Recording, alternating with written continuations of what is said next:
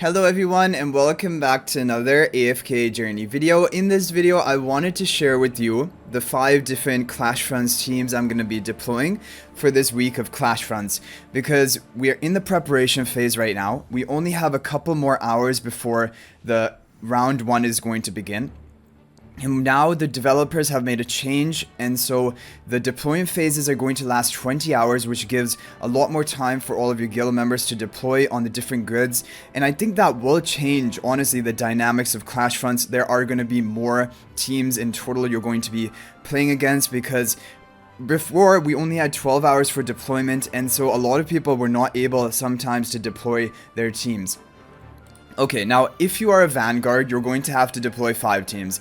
If you're a non-Vanguard player, you only have to deploy 3 teams. And so my overall recommendation, like quick guide, would be just copy and paste your 3 Supreme Arena defenses and run them in your Clashfronts teams, and just change around the positioning how you see fit. This is a good option because usually your 3 Supreme Arena defenses are your overall strongest teams. However, if you have to put together 5 teams, then this video can be helpful. And even if not, even if you have to put together 3 teams, this can give you some inspiration depending on which heroes you have. So my overall, one of my best teams is going to be my Scarlet Stroll team. Now, I actually don't think this is my overall strongest team anymore, because there's one major issue with this team, which is that if the opponent can somehow have the firepower to break through and kill my Haywin and Floribel on top of that, then Scarlita will descend without enough surviving allies to deal true damage, and my game is over.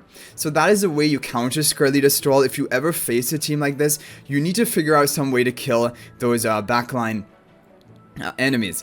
And the thing is, well, with the Thorn Soul Pact of Haywin and the shielding from the Wilder buff tile, it is pretty difficult to kill her, but it can be done. Now, the way that I've been killed the most is a Dunlinger Diurnal team, but of course a lot of people would not have that available. I don't know, for example, a Vala usually is not enough to kill the Haywin, so it's pretty difficult to do, but that is a way to counter this team, so it's not kind of foolproof.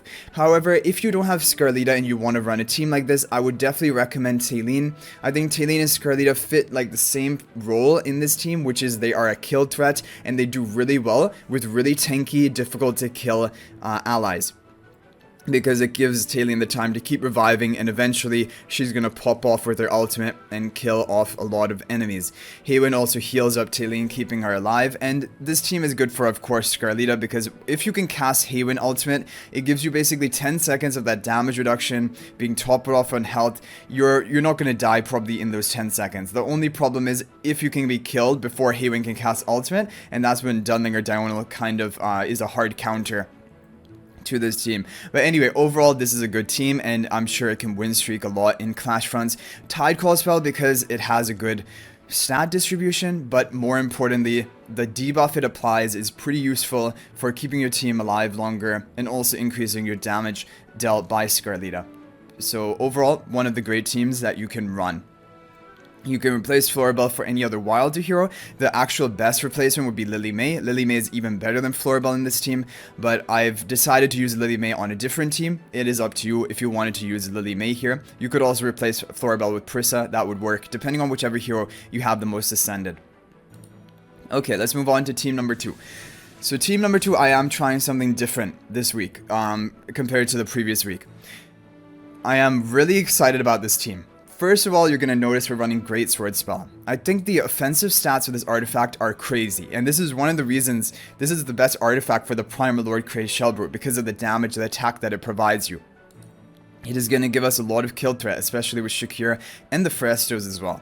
So this is a very melee-oriented team. Shakira is going to be buffing up your multiple melee heroes in the front, including both Fresto and his Illusion, which both count as non-summoned allies, to give him more attack from Wolf Will. And if you have plus 10 exclusive equipment on Shakira, that attack buff from Wolf's Will is going to be shared with his nearby allies when he's in wolf form. We also have Mikola to get the Honor Arena, because we're probably going to gain control of that with the 4 different melee heroes we have, and she also has some minor healing for the team. And I think if you can get like a faction, like up to the final node of stage 3 Mauler faction talent, which gives you that invincibility, The prime carrier is immune to the first fatal blow. If you can get that, then this team becomes really, really strong, I think. And like having the Mikola on the buff tile gives her a lot of survivability. Not only will she have the shielding at the beginning, but then she's also going to have that the invincibility against the first fatal blow, and that is really what Mikola needs, because Mikola otherwise is kind of easy to kill. And that is why I think Mikola is just an upgrade into this team rather than Brutus. Previously I was running Brutus here, and definitely you can run this. Also, if you don't have the final notice stage 3 unlocked, maybe this would be better for you, because Brutus is very difficult to kill. And also he will like power up Shakir and all of your melee heroes up in the front. So yeah, but I'm going to be running Mikola because of the faction talents I have. I think this will do better for me. Coco for the damage reduction. Shield is really important. Even if you don't have the shielding from Mythic Plus, she's still great to use to protect your team. If she can get off her ultimate, especially with the Freya's energy, it gives your team a huge advantage. And Rainier, of course, because the opponents are always going to be placing a hero on the buff tile, especially for Clashfronts. Who would make a team without having a hero on their buff tiles? Practically no one, and that is why Shakir is going to get guaranteed value from this. Plus 10 exclusive equipment of Rainier will cause your Shakir, who's a position swapped ally, to take 25% less damage, and also the attack charms of Rainier are going to be going off on him for the first 45 seconds along with Greatsword spell. He's going to have a lot of kill potential onto the opponent. So I really like this team. Now, if for example you don't have Fresto, I think Entendre is a great replacement. In front of the Coco is what I would do. Or even if you're going to run this team, you can run Brutus in the front, which would be totally fine as well. If you don't even have Mikola, then you could do a team like this, and I think this would be a great team option for you as well. But personally for me, this is the team that I'm going to be running. And yeah, I'm excited about it. I think it should do pretty well. Okay. So let's move on to team number 3. Team number 3 is my crowd control Iron team with the Lily May. So this is really offensive and going to be really strong. If you don't have Carolina, I think you could replace her for Elsa. That would be a great replacement. It does well in this Iron control team. Other replacements would be you can replace Lily May for Smokey. I think this is actually a team where Smokey would be one of the best, because you have 2 backline allies who are going to be constantly buffed up and healed by the Smokey attack and haze buff. And also if Smokey's in this position, probably he's going to be healing most of your team, even who run up to the front. So I think Smokey's a great option here, and then you could run Lily May in the first team. That would be great. But I'm going for a really offensive strategy.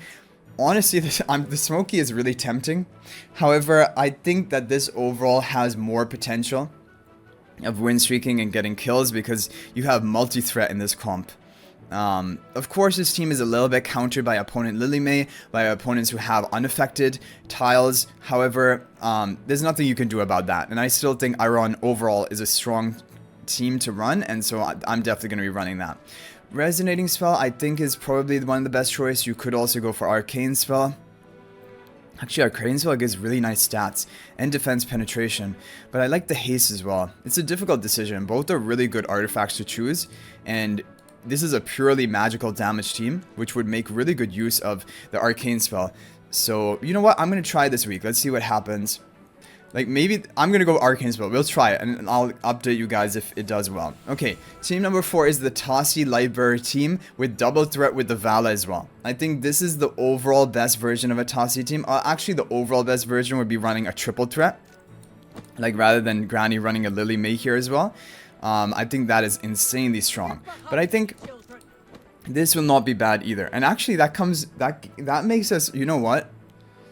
Do we want to try something crazy? Do we want to try something crazy?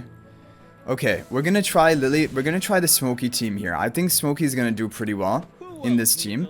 And then we're going to go for the Resonating Spell, because if we're not going to have Lily May for more damage, I think better to go Resonating Spell. And then in this team, we're going to go for the triple threat Lightbearer Tassi team. This is going to be insane. The amount of damage that you can get off in this is crazy.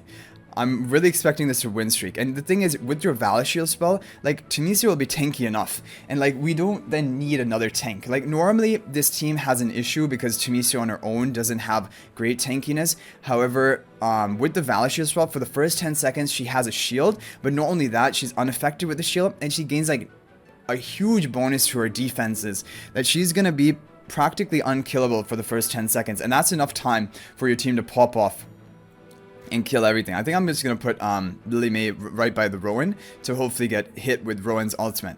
So Tassi is on the light bearer tile because you wanted to double cast your ultimate. You want Vala to double cast. Vala will probably be marking an opponent who is in the backline tile on the buff tile, and Rowan energy generation is enough even off the buff tile. Definitely, if you want to use Vala for a different team, you could also go for a team comp like this. This would be totally fine. This would be also a really good option, but I think this team overall is stronger with the double threat from Vala and Tassi both. And Rowan to charge up the energy of Tassi, which is important. Vala's shield spell is really important for this team. It will give the haste to your backline rearmost ally, which is going to be Tassi. That will allow her to charge up her ultimate faster, which that is Tassi's major problem, not being able to charge ultimate fast enough. But Vala's shield spell is going to solve that. The thing about Vala's shield spell, though, there is a bug with it, and I just want to explain that. If you have, for example, this positioning like right here, Rowan and Temesia. Now, the rearmost is Tassi, so you would assume, okay, frontmost is Rowan. But that's not the case. Frontmost is Temesia, because they've basically fixed the rearmost, but they've not changed and, like, adjusted it for the frontmost as well. So until they fix this bug, as of right now, I'm almost certain that Temesia is the one who would be Vala shielded here. So that's just something to keep in mind. You won't have to worry about it if, for example, you have a positioning like this, because your Temesia is definitely frontmost. But if they're both on the same line, like here, then you will have to consider that which one is actually going to be receiving the buff. Okay, but this is going to be an overall insanely strong team, and it also allows us to make pretty good use of Smokey. I think Smokey does really well in this team.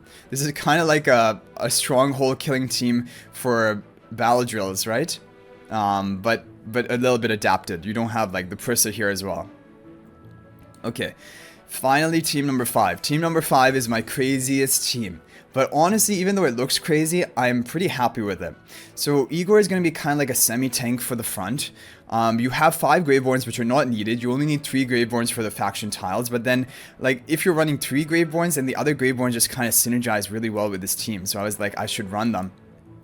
So what we have is Nero and Ludovic attack charms given to our prime carriers. The prime carriers are going to gain bonus stats equal to the sacrifice, which are percentage of the sacrifice, which are Ludovic, who has one of the highest attack stats you can have for sacrifice. Nero is also going to be giving his protection to Sylvina, so if she does die, she'll have another life, which is good because Sylvina is the most prone to dying. We have the Verdant spell that's going to power up, give penetration to Sylvina so she can hit harder, and energy recovery to Viperion so he can cast more frequently, and haste to your support. And Viperion is gonna hit hard, and especially if you can keep him topped off with the healing of Ludovic, it can be really strong. The only issue I'm having with this team is like the problem is it's going to be spread out. The team is going to be spread out all over the battlefield, and Ludovic wants your team to be grouped up to get value from his healing, because it's a really sort of low range healing that he provides, and I really want him to mainly be healing the Viperion, so Viperion can keep casting his abilities. But whatever happens, I think it should be fine. If you don't have Ludovic here, you could replace it with pretty much anything. Like even Smokey could fit into this team to heal up the Viperion. I would want another healer here though, definitely. So if you don't have Ludovic, I would just run Smokey in this team and not run it in the other team. That is going to be important, because otherwise Viperion will not be able to consistently cast his abilities. He's going to be getting low on health. Even in a team like this, you could run something like Tailene. You could get rid of Viperion and run Tailene on the buff tile. I think that would be a really good option. But anyway, guys, or maybe even Burial. But anyway, guys, I hope you enjoyed the video. Thank you for watching. That is going to be it for this one. I'll hopefully see you guys in the next video. If you try out these teams, let me know how they do for you. Hopefully they do well, and I'll keep you guys updated if I have like any update on these teams, or if I'm trying to change anything. And the good news is, even though we're going to be moving into the deployment phase really soon, after I upload this video, I think for the whole deployment phase, it's always been the case that you can edit your teams at that point as well. And so hopefully you'll still be able to edit them for the whole 20-hour deployment phase we have if you want to copy these teams down. But thank you for watching, guys. That is going to be it for this one. Good luck on doing well in Clashfronts this week, and I'll hopefully see you guys in the next week or in the next video. And until then, everyone, peace out for now, and thank you for watching.